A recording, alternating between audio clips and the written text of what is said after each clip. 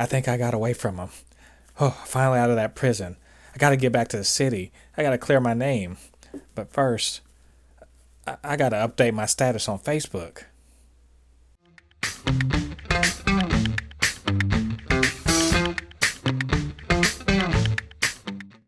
Welcome back, all you Fabricans and Fleshbags, to the super, not funny show reviews.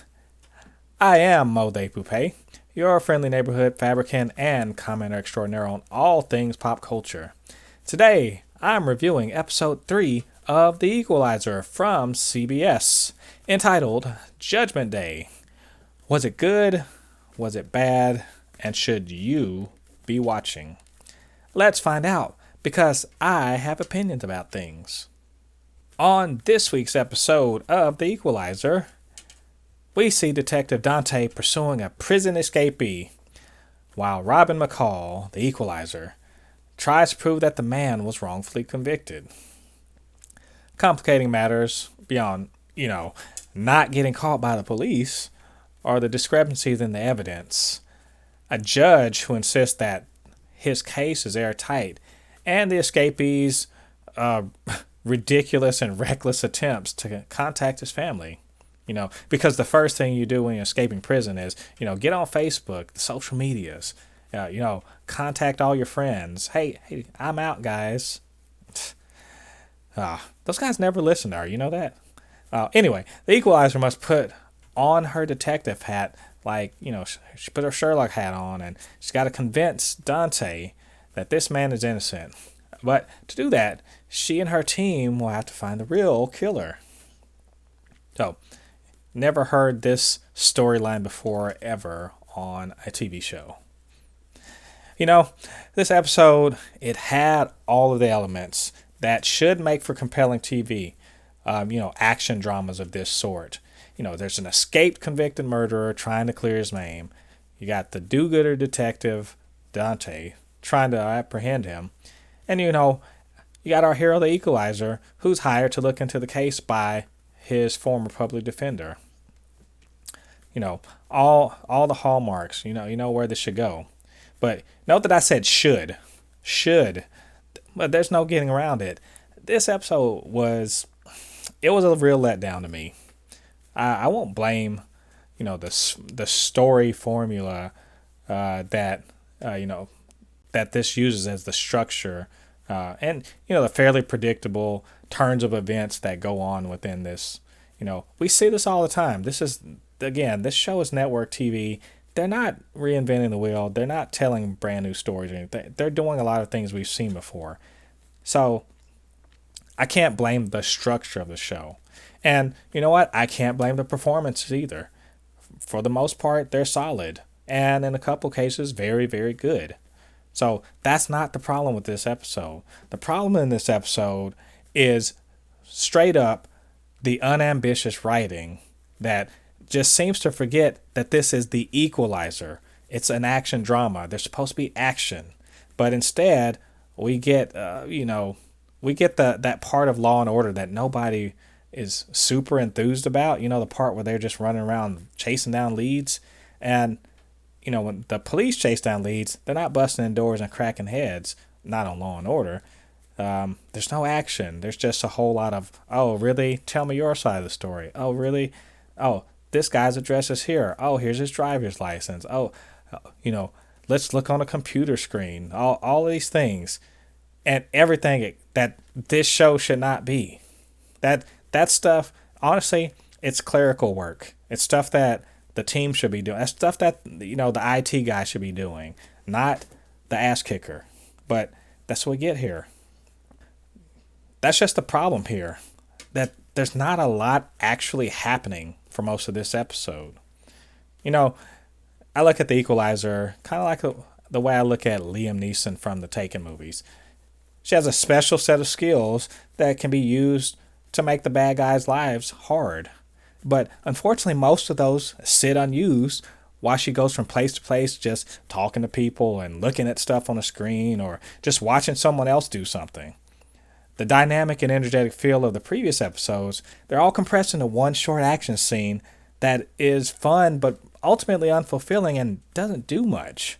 Worse, the stakes in this particular episode just feel small, and they shouldn't feel small because they're about a man's life.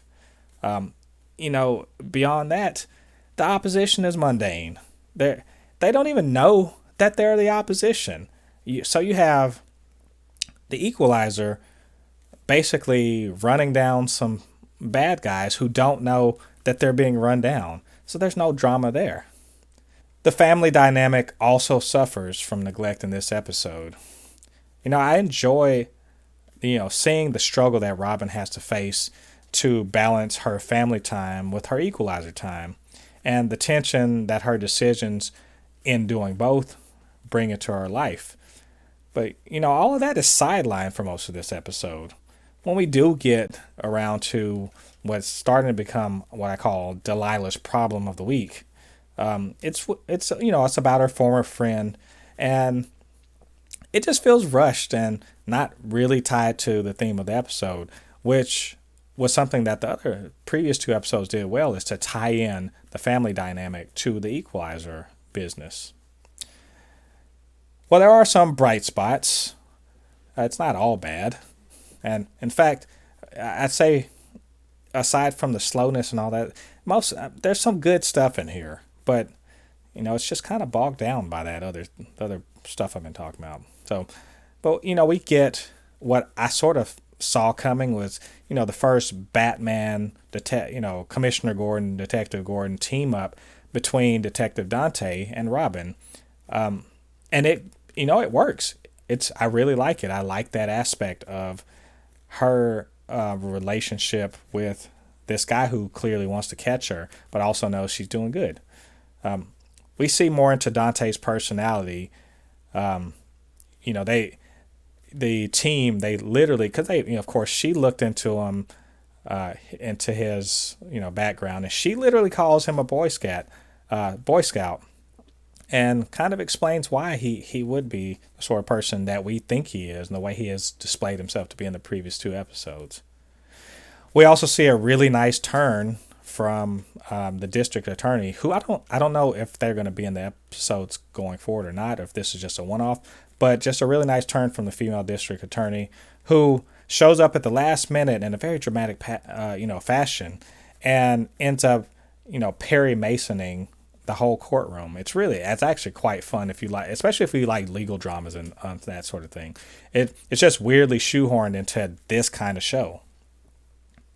And at the tail end, there are some real feels, which are really, it's nice. It's nice that it's a counterpoint to the rest of stuff that goes on in this episode. But you get some real feels, and when the exonerated man reunites with his wife and son, and that's actually what I consider to be the second big highlight of the episode, because there's a part where the son doing the quote right thing had turned into the father, and that led to the whole courtroom scene. And he's just worried that his father doesn't want to see him because he turned him in. And there's just a little interaction between him and Robin where she reassures him. It's really nice. It gives Robin a chance to shine as something more than just an ass kicker, but also, or in this case, a detective. And she shines as a counselor, just reassuring him. It's really nice. There needs to be more of all of these things in the following episodes. But I will say, overall, I was disappointed in the episode. Now, don't get me wrong. The third act was really strong and had a great ending. But that doesn't overcome that the first two acts were just, a little bit of a snoozer. Didn't have a lot going on. Felt very perfunctory in some aspects of it. Just sort of dragged things along until that third act. I'm hoping that this episode's an outlier and it's not an average episode, because the Equalizer, strong premise, can be and has been strongly executed.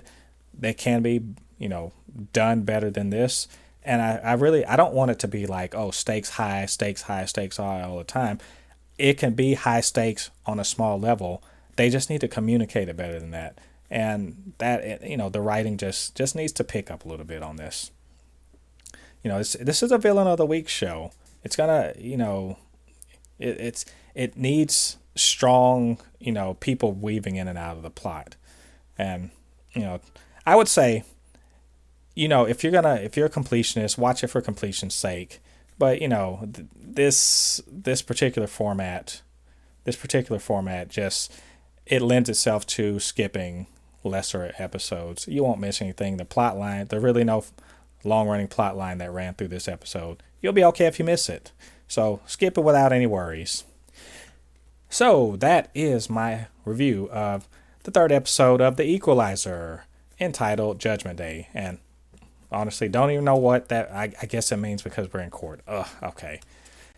Bad title. Either way, that was my review of the episode. Did you like it? Did you agree, disagree? You can hit that like button down below. Of course, if you have a comment on this review, you can always go down to the comment section. And you can also email us, supernotfunnyshow@gmail.com, or at supernotfunnys1 on Twitter. And of course, I'd love to hear from you. We can chop it up about this particular episode. And of course, if you are not subscribed, hey, smash that subscribe button. It really help us out over here. And you can hit that notification bell so you'll know when we drop more content. And we appreciate you for doing that.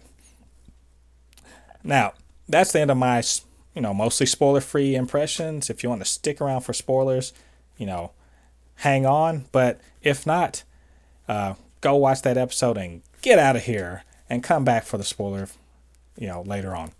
All right. Appreciate it. We'll see you later. I think they're gone. All right. Let's get into the spoiler time. Woo, woo, woo.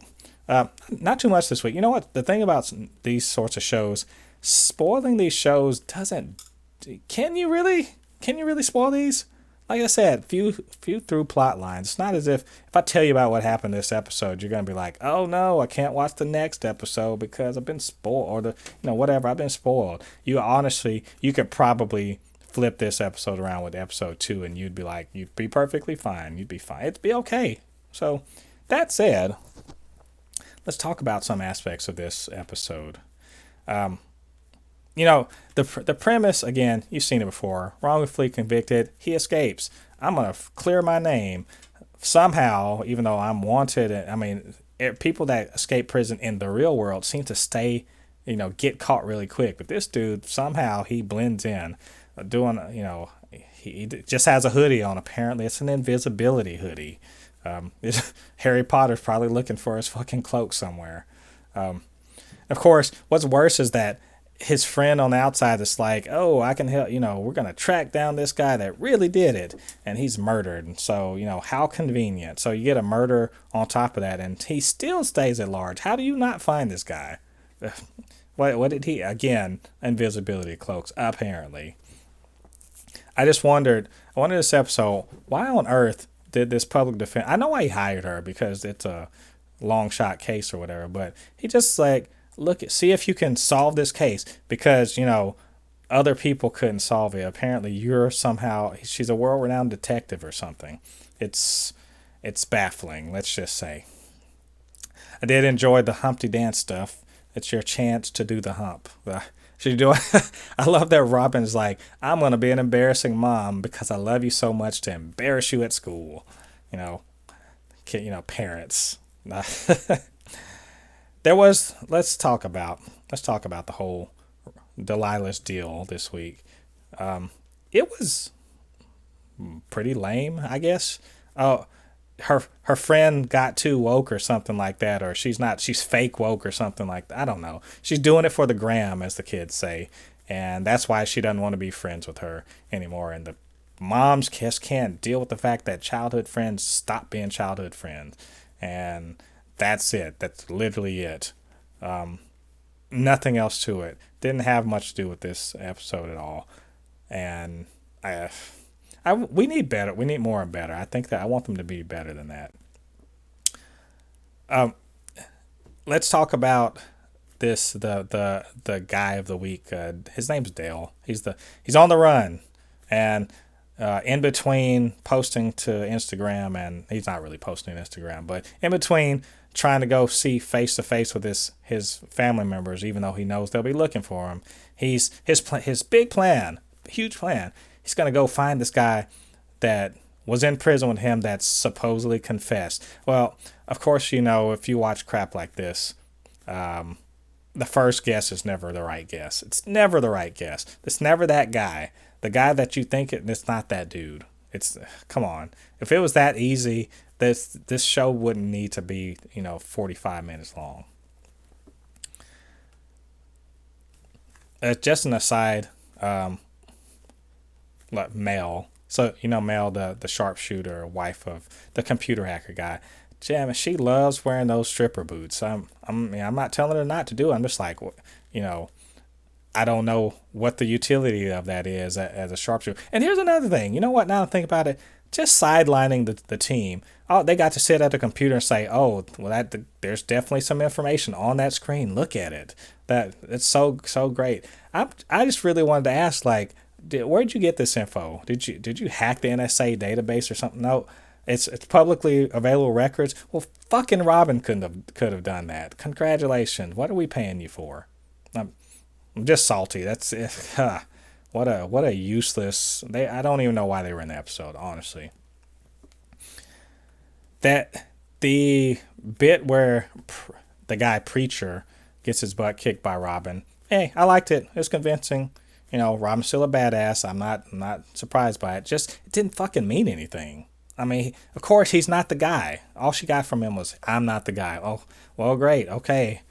But on that note, the little conversation he had had a couple nuggets that were cool. I like the fact that, one thing that this show seems to be doing is just, straight up just being like, hey, race is a thing when it comes to the justice system. Let's just be honest. That the guy is a black dude. He was doing the robberies. He went to prison for the robberies. But he's just like, man, come on. If I had said anything about how similar that was, they would have thrown my butt under the jail. Because, I mean, it's a white woman got murdered by someone who had an MO similar to mine. You don't think they would have just gone ahead and got the twofer? I mean, it makes sense. And he feels bad about it. He felt bad about some other guy taking the rap, but he was also happy that, he knew he'd have got railroaded. So it all makes sense. There are the network TV stuff sometimes gets to me. Why are they talking in alleys? What is that just a thing to do in these shows? Let's just stand in the alley beside a fucking dumpster and discuss this. There's a coffee shop, literally, just right next door. Just walk down there. You can sit outside in Starbucks. It's fine. Nobody's going to ask you. Everybody fucking sits at Starbucks. Homeless people sit at Starbucks. You think they're going to look twice at some dude in a hoodie? Come on. I like also the big ass interior spaces and all of it says New York City. These are like $1 million houses these people are living in. What's happening here? TV, thank you.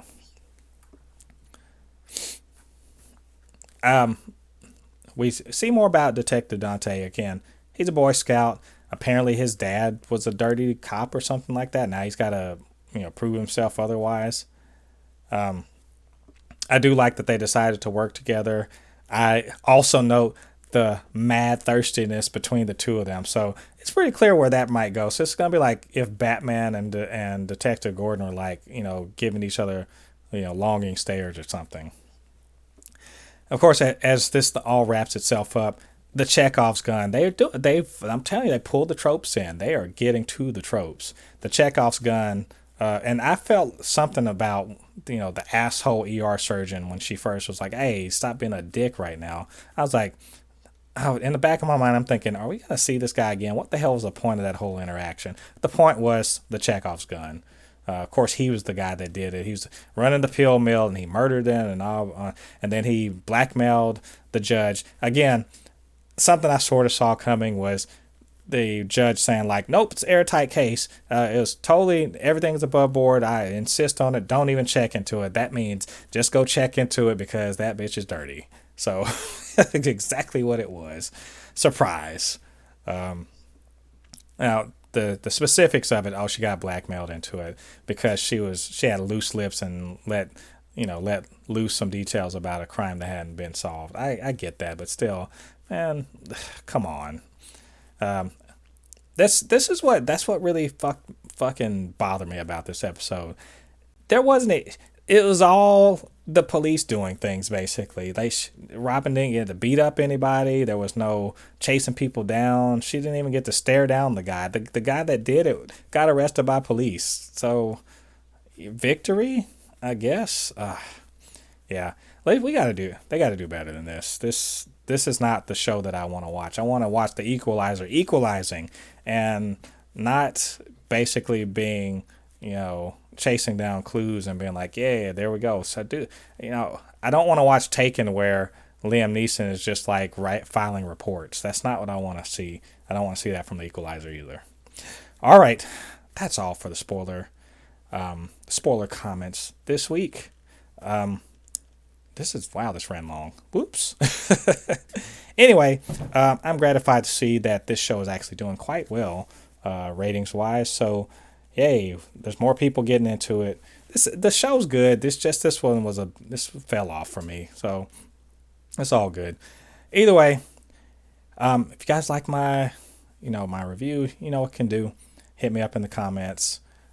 Hit that like button. Hit the subscribe if you're not subscribed. You can also hit the notification bell. And of course, on the social media at SuperNotFunnyS1 on Twitter and Gmail, it's supernotfunnyshow@gmail.com. Hit me up. Love to talk about this show. And of course, all the other shows and things we're reviewing, anything else, love to talk about that sort of stuff. Maybe we'll cover some of the topics you guys propose. Either way, that is all for this review of episode 3 of The Equalizer. I appreciate you for joining me. And all you flashbags and all you fabricants, you take care of yourself this week. I'll be back next week for another review of The Equalizer. I have been Jen Thépuppét, your resident fabricant and commenter extraordinaire on all things pop culture. And I will see you on the other side of the thread. Peace.